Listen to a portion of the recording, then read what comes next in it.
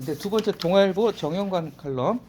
예, 동아일보 보수 매체죠. 근데 상당히 저는 좀 뭐랄까 좀 끄덕끄덕해지는 부분이 좀 있다는 생각이 들어서 골라봤고요. 사실 이거를 좀 완벽하게 이해하기는 조금 어려우실 수도 있어요. 왜냐하면 저도 그랬어요, 솔직히. 저도 나름 제가 관심이 있어서 한국 근현대사를 좀 공부를 한 편인데도 불구하고 이 해방 공간 있잖아요. 1945년 해방되고 1948년 건국하고 이제 1공하고 2공하고까지 갈 때 그 정치가 굉장히 복잡해요. 계보도 복잡하고 어떤 상당히 어려워요. 어려운 부분인데 그래서 저도 좀 찾아보면서 봤는데 그 해방 공간의 역사를 다 아실 필요는 없고 이 글에서 말하고자 하는 핵심만 좀 아셨으면 좋겠고 제가 좀 참고되실 만한 걸 말씀을 드릴게요.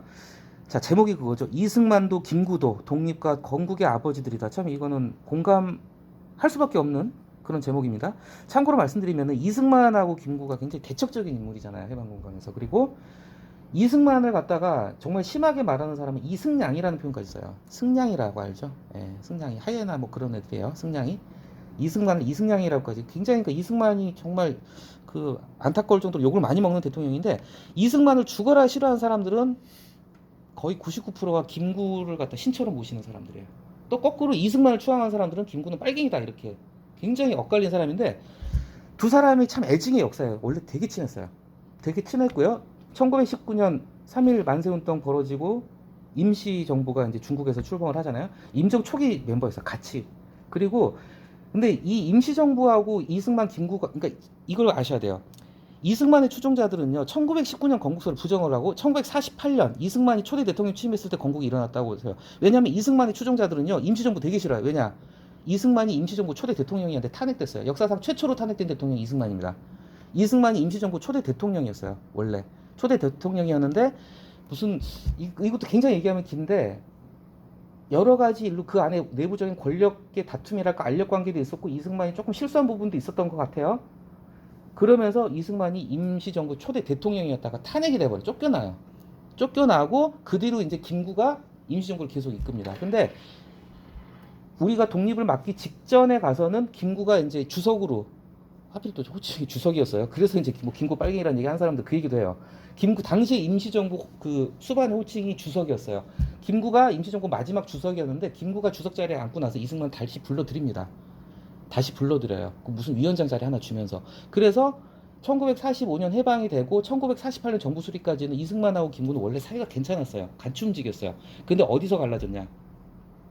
남한 단독 정부를 수립하는 것을 이승만 주장을 했고 김구는 38선을 베고 내가 쓰러질지언정 남한 단독 정부 수립은 절대 안 된다. 어쨌건 남북 통일 정부를 수립해야 여기서 두 사람이 이제 갈라져 버리는 거예요. 실제로 이거 좀 기록을 찾아보면 이승만, 김구는 개인적으로 굉장히 가깝고 서로 존경하는 사이였다고 그래요. 진짜로. 이거 정말 이승만의 극단적인 추종자나 김구의 극단적인 추종자들이 모르는 일일 수도 있는데 실제 두 사람은 나쁘지 않은 사이였어요. 그리고 독립을 해서 함께 움직였던 사이였죠. 그런데 그 과정에서 이제 남한 단독 정부를 수립할 것이냐 말 것이냐를 놓고 등을 지게 되죠. 이때부터 사이가 갈라지게 되고 이승만은 남한 단독 정부 수립하자고 하고 김구는 절대 반대하면서 북한 가요. 김일성 만나요. 김일성 만나고 남북 연석회의라는 걸 하고 통일 정부를 구상을 했는데 이게 결국 안 되죠. 그리고 나서 그 과정에서 김구가 암살을 당하죠. 근데 지금도 물증은 없는데 심증으로 많이들 얘기하는 게 김구를 암살한 거는 그 누구야? 갑자기 이런 생각 안 나네요. 김구 암살범 저기 안두희. 안두희의 배우가 바로 이승만이었다. 이승만이 결국 김구 암살을 사주했다. 그때 정황에 보면은 안두희가 김구 암살을 했는데도 불구하고요. 1994년도 그때까지 살아있었어요. 안두희가. 안두희 죽이는 분도 있어요. 그래가지고 그 정의봉 가지고 시내버스 기사분 있어요. 갑자기 또 그런 이런 상황이 생각 안 나는데 그분이 백범일지를 읽고 너무 감명을 받아서 김구 선생을 암살한 안두희를 내 손으로 죽였다. 그래서 안두희 찾아가가지고 그냥 그 방망이를 두드려 죽입니다. 살인죄를 저질렀죠. 근데 그 살인죄 저질렀는데 그때 막 전국 각지에서 이제 이분을 탄원을 하고 이분은 민족의 용이다고 결국 이분이 오래 안 살았어요. 정확히 기억 안 나는데 1년인가 2년인가 잠깐 살다 나왔어요. 결국은. 예. 살인을 저질렀습니다. 근데 그 안두희가 그게 제 기억에는 그 안두희가 죽은 게 그 사람한테 정의봉에 맞아 죽은 게 1990 몇 년도로 기억을 하는데 그때까지 안두희가 멀쩡하게 사지 멀쩡하게 살아 있었어요. 근데 그렇게 안두희를 갖다가 비호를 한 게 사실 이승만 대통령이에요. 그래서 증거는 없어요. 그런데 김구를 추앙하는 사람들은 김구 선생을 죽인 게 결국은 이승만이었다 이렇게 아직도 의심을 많이 하고 있거든요. 그래서 이승만하고 김구는 한국 현대사에 있어서 정말 참 의미가 큰 인물이에요. 어떻게 보면은 또 여기서 갈라지는 거죠. 대한민국 임시정부가 1919년에 수립된 임시정부에 처음과 끝까지 함께한 사람이 김구예요. 백범 김구. 그렇기 때문에 임시정부의 상징이 김구고 이승만을 좋아하는 사람들 입장에서 보면은 이승만은 임시정부 초창기에 그냥 쫓겨나 버렸거든요. 탄핵으로. 그러니까 임시정부가 뭐가 이쁘겠어요. 그죠? 그래서 1919년 이거 큰 글자 먼저 볼게요. 1919년 임시정부가 과연 건국의 시작이냐? 1948년 이게 시작이냐? 자, 이것은 소모적인 아무 의미 없는 역사적인 내전일 뿐이다. 끊고요. 자, 선언적 이게 참 저는 좋은 표현인 것 같습니다. 1919년 사실 이때 1919년 건국에 반대하는 입장은 뭐냐면요. 우리 나라를 구성하는 3대 요소 뭐 얘기를 하잖아요. 뭐 국민이 있고 영토가 있고 뭐 주권이 있어야 된다. 또 헌법이 있어야 된다 그러는데 1919년 당시 우리가 영토가 없었잖아요. 영토를 뺏긴 상태였기 때문에. 그래서 1919년 건국이 실질적인 건국이 아니라고 얘기하는 사람들도 있습니다. 근데 선언적인 의미에서 건국이고 실제적으로 효과가 있는 건국은 1948년 해방 이후에 건국을 한 거다. 그러니까 이 정용관 논설실장의 시각에서는 둘 다 의미를 갖고 있다는 거죠. 선언적 건국으로 시작해서 실효적 건국으로 둘 다 건국이라 이런 얘기죠. 쉽게 얘기하자면. 근데 이걸 갖다가 정치적 목적으로 역사를 갖다가 재단을 하면 안 된다. 그럼 위험하다. 그리고 참 멋진 표현이에요. 역사는 모노레일이 아니다. 저 감탄했습니다. 찾아봤어요. 이분의 독창적인 표현인지 구글링 해봤는데 독창적인 표현이더라고요. 전에 이런 표현 나온 적이 없더라고요. 대단한 거예요. 그러니까 이런 분들이 참 글을 잘 쓴다는 게. 첫 번째 달라 보겠습니다. 올해도 건국 논란 이거 아시고 이게도 동두천 어디 걸리는 것 같아요. 어느 우파 군소정당 이게 우리 공화당이더라고요. 건국절 극우 세력이죠. 8.15 건국절. 그러니까 8.15 1948년 건국절을 강조한 입장은요 임시정부를 무시를 해요. 임시정부를 갖다 인정하지 않는 입장이에요 사실은. 그리고 도둑같이 온 45년 해봐. 이것도 참 이런 저 개인적인 소신을 좀 얘기하겠습니다. 이거 이렇게 얘기하면 안 돼요. 1945년 우리가 해방한 건요. 물론 이렇게 보는 시각도 있어요. 얻어 걸린 해방이다. 아니에요. 1945년 핵폭탄 투하기 직전에 중국에서 한국 강복군이 국내 진공하려고 준비하고 있었어요. 진짜로. 전쟁 준비하고 들어가려고 했는데 우리 정말 순국 선열 애국지사들의 피땀으로 결국은 쟁취한 거지 이걸 도둑같이 왔다고 표현하는 건 저는 반대입니다. 그래서 48년 공격이 훨씬 값지다. 극우 요소 같아요. 자, 여기서 재밌는 거. 이종찬 광복회장. 이 사람이 어떤 사람인지 잠깐 소개하겠습니다. 이분은 특이하게요. 지금 우리가 국정원이라고 하잖아요. 국정원의 전에 이름은 안기부였어요. 안기부 전에 이름은 중앙정보부였죠. 이름만 바뀌었지 똑같이 왔어요. 박정희가 군사정권 잡고 나서 중앙정보부를 만들었고 그게 전두환이 안기부로 이름을 바꿨고 김대중이 국가정보원으로 이름을 바뀌었어요. 이종찬 이분은요. 안기부 부장도 지냈고 안기부 그 부장 안기부의 수장도 지냈고 국가정보원 원장도 지냈던 분이에요. 그리고 이분은요 옛날에 굳이 얘기하자면은 보수 정권 쪽에 있었고 육사 출신이에요. 그리고 박정희 밑에서 전두환 밑에서 굉장히 어떻게 보면은 뭐랄까 좀 공안 쪽에서 일하시던 분인데 나중엔 또 김대중 대통령 때 국가정보원장을 지냈고 요직에 있었고 나중에 문재인 대통령 선거운동도 했었어요. 근데 또 나중에 또 윤석열 대통령 지지도 했어요. 좌우를 굉장히 오가는 분입니다. 근데 이분은 그렇게 적이 많진 않아요. 이분은 옛날에 이분이 그 중앙정보부 근무할 때였대. 옛날에 맞아요. 중앙정보부 근무할 때 그 당시 중앙정보부는 못된 짓 많이 했죠.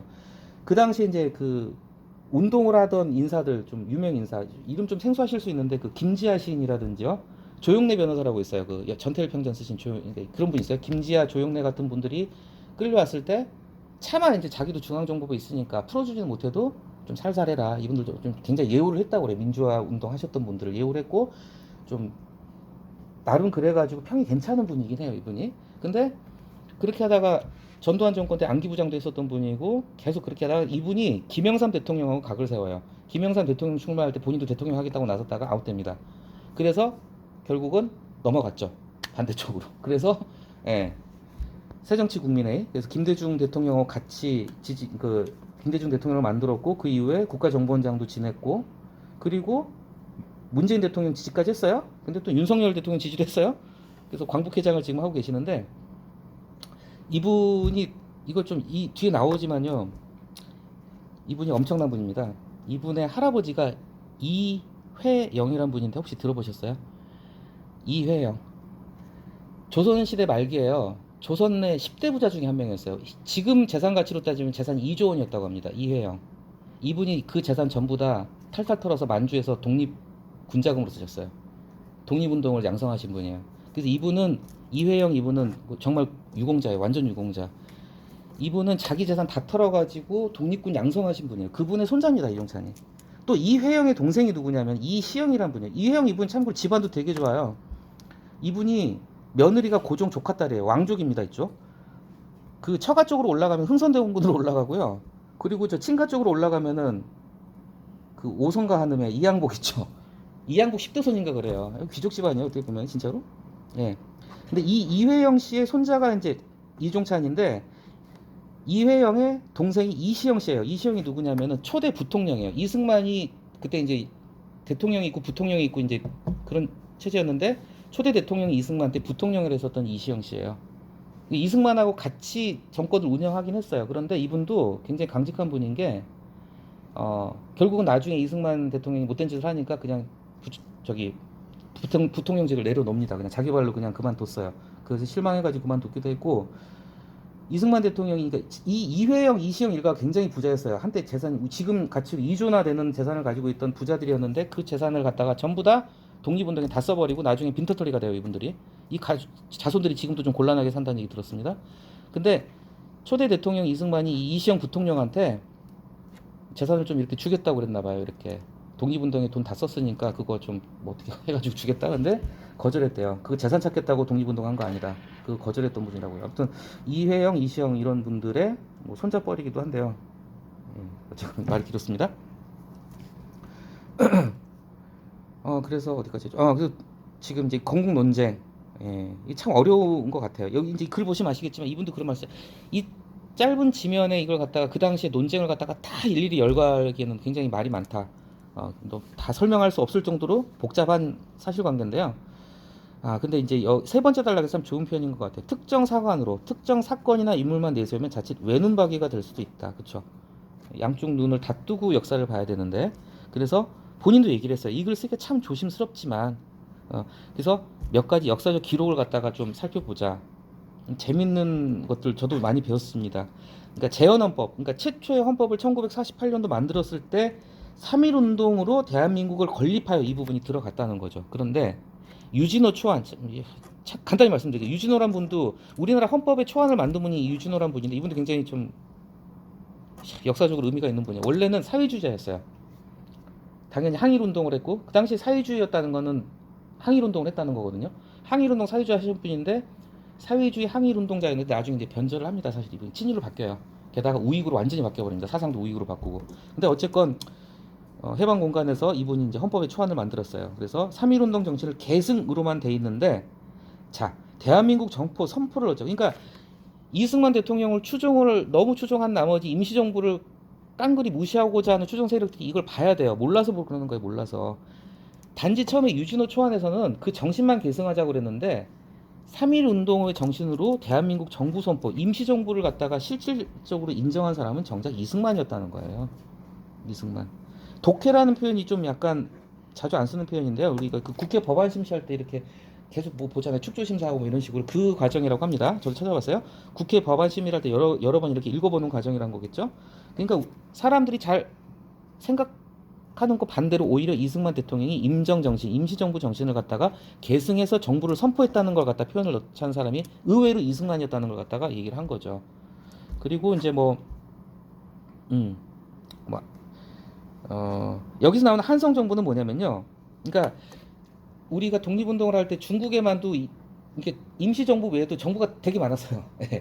그래서 우리나라 독립운동의 실패 중에 하나가 뭐냐면 구심점이 없었다는 얘기가 많이 있거든요. 사분 오열되고 독립군만 해도 간도나 이렇게 만주 쪽에 사방이 다 찢어져 있었어요. 군대가. 그러다 보니까 통합이 안 됐던 부분이 좀 있었거든요. 그래서 나중에는 이 임시정부도 한성정부가 있고 여러 가지 이제 계파가 나눠요. 이제 참고로 읽어보시고요. 어쨌건 이 부분을 갖다 해설하기 위해서는 저도 공부를 더 해야 되고 많이 어렵습니다.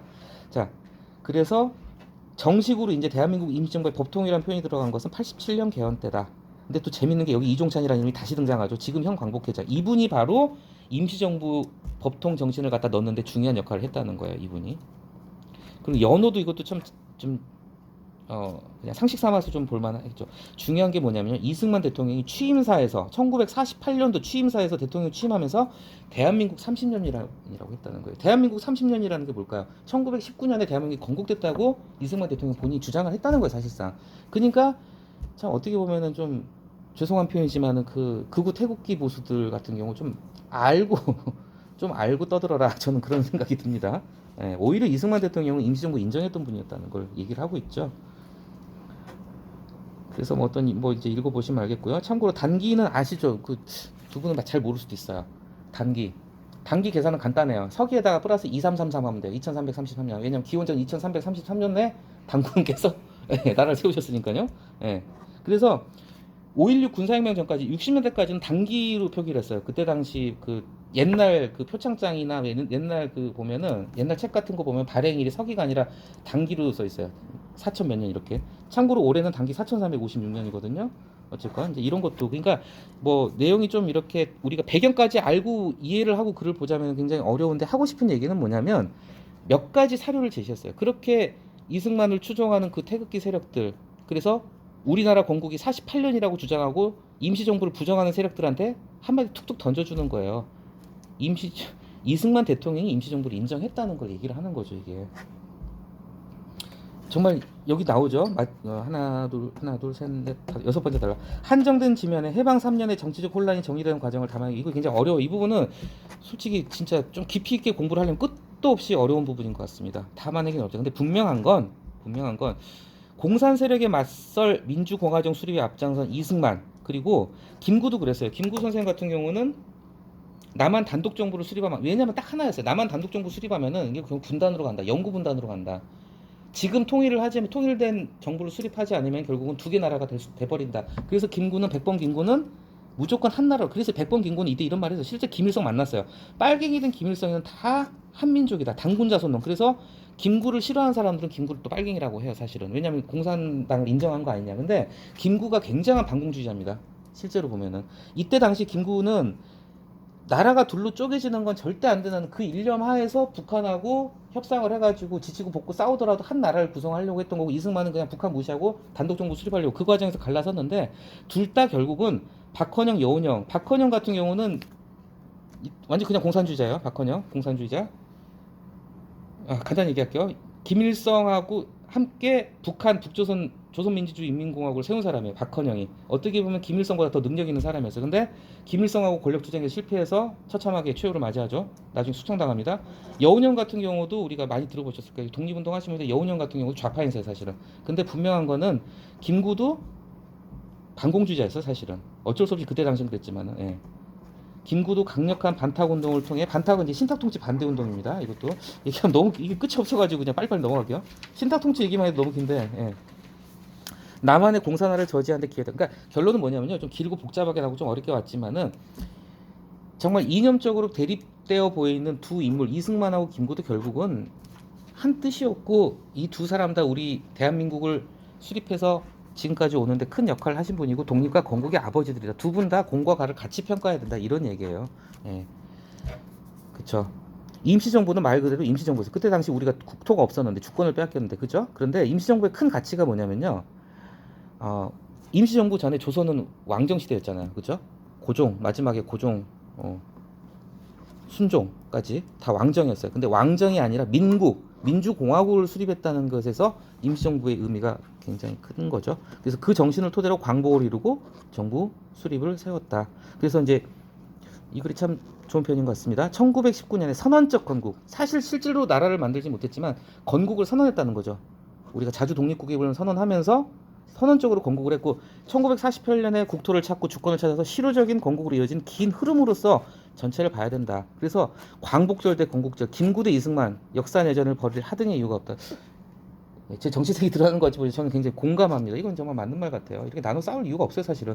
두 분 다 제 몇 번 사설에서도 제가 감히 제 개인적인 의견을 말씀드렸지만 이승만 대통령도 물론 못된 짓도 많이 하셨지만은 독재하고 뭐 이런 것만 볼 게 아니라 정말 농지개혁이나 이런 거 정말 훌륭한 일 많이 하신 분이에요. 충분히 인정받으셔야죠. 그래서 이종찬 이 광복회장도 이승만 기념관 건립에 반대하지 않았어요. 반대하지 않으면서 이 이종찬 회장이 그 얘기를 했어요. 이승만 대통령도 공과 가를 같이 평가해야 된다. 공도 인정하고 과도 인정해야 된다 이런 얘기 있더라고요. 네. 그 다음 단락 마지막 단락에서는 이제 뭐 봤던 얘기니까요.